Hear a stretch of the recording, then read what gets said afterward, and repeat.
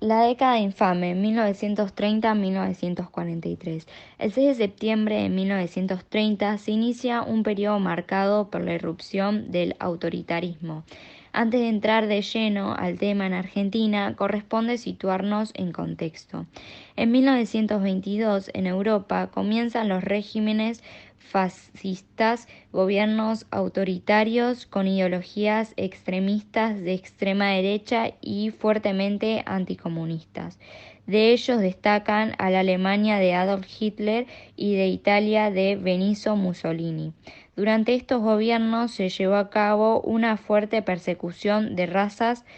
Por otro lado, en 1929, en Estados Unidos, se da la peor crisis económica en la historia, donde la bolsa de valores se desploma llevando a millonarios a quiebra.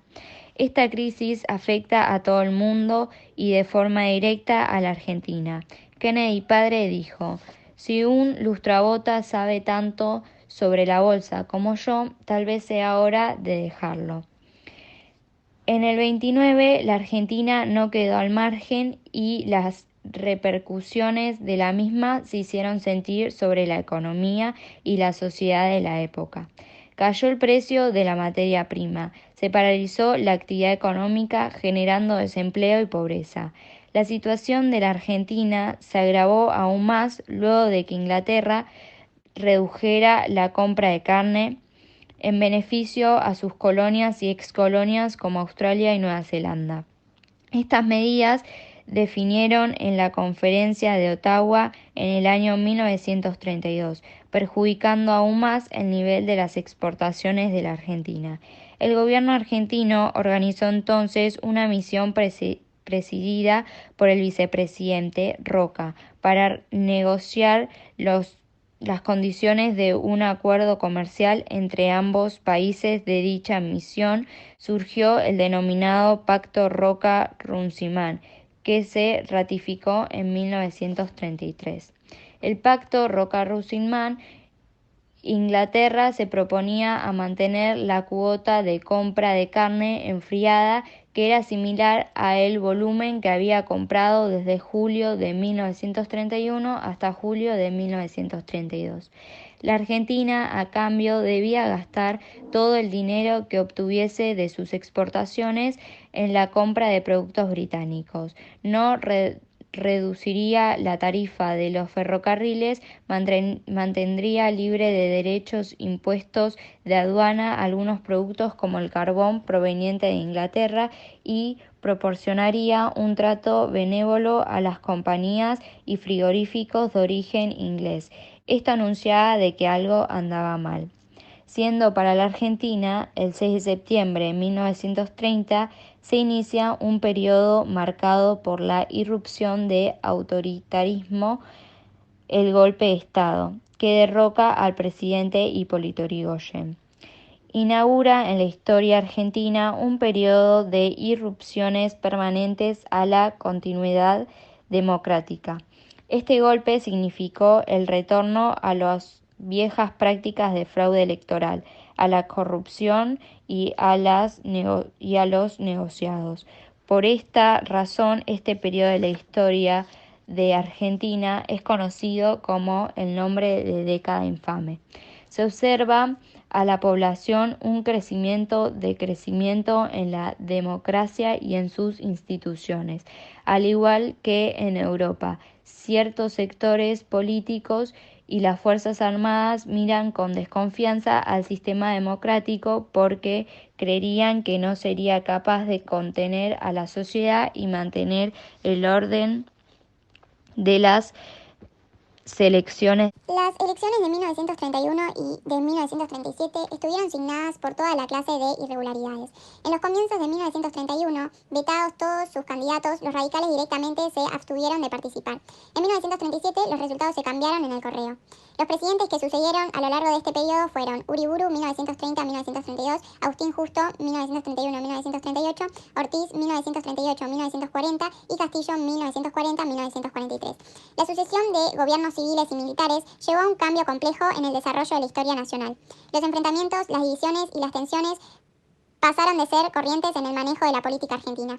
Luego del golpe de 1930, Uriburu no llegó a gobernar 2 años completos. El periodo fue difícil, ya que Argentina sufría las consecuencias de la crisis económica de los Estados Unidos de 1929. Por otra parte, Uriburu pretendía llevar adelante un proyecto corporativo que incluía la reforma de la Constitución Nacional, y Uriburu fue perdiendo apoyos. Esta situación lo llevó a buscar una salida electoral que le permitiera retirarse de la presidencia.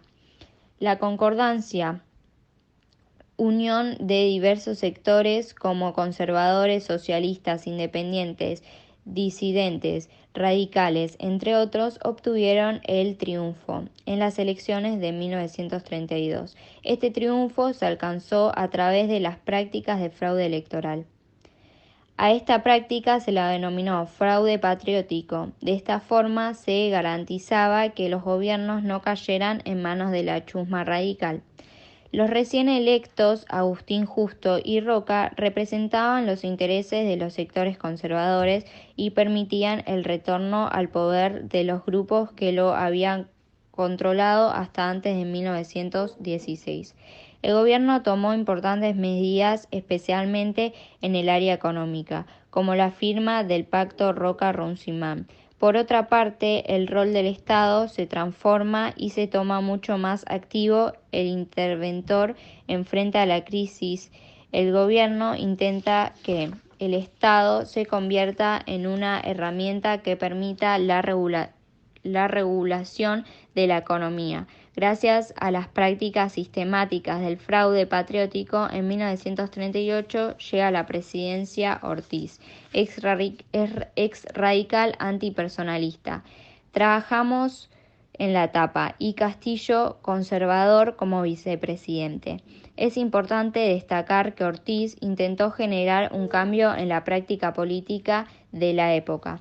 A pesar de llegar al gobierno a través de fraude, una vez en él intentó combatirlo, interviniendo las provincias en las que se produjeran elecciones corruptas. Sin embargo, su presidencia estuvo plagada de dificultades. Su salud. Sufría de diabetes muy aguda. Se deterioró, debió tomar algunas licencias. En la situación internacional, la Segunda Guerra Mundial influyeron directamente en el desarrollo de la historia política y económica de la Argentina. La política exterior de la Argentina frente a la guerra fue la neutralidad. Sin embargo, la sociedad se dividió frente a la guerra. En 1942, el presidente Ortiz se vio obligado a renunciar a la presidencia. Su salud, muy deteriorada, lo llevó a la muerte y dejó el gobierno en manos del vicepresidente Castillo.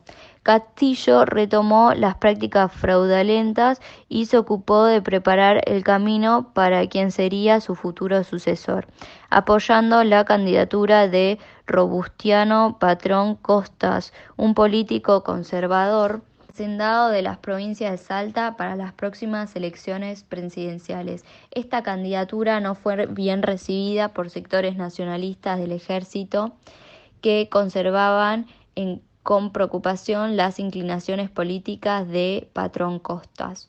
La postura de Castillo durante el gobierno fue autoritaria. Además, tuvo una fuerte intervención en las provincias junto al apoyo que ejercía sobre el ejército económicamente hablando, podía sentarse su figura política, pero el punto de inflexión, el cual llevó a cabo el descuido de su gobierno y posteriormente causa el golpe de Estado de 1943, fue la disolución del Consejo Deliberante de Buenos Aires. Al disolverlo, Castillo inconscientemente generó un gran descontento que en 1943 llevaría a cabo la llamada, entre comillas, Revolución del 43. Durante esta revolución, o mejor dicho, golpe de Estado, ascendieron 3 dictadores, Rawson, Ramírez y Farel. En un cargo político menor destacaba Juan Domingo Perón. Juan Domingo era un comandante militar con fuertes ideales socialistas.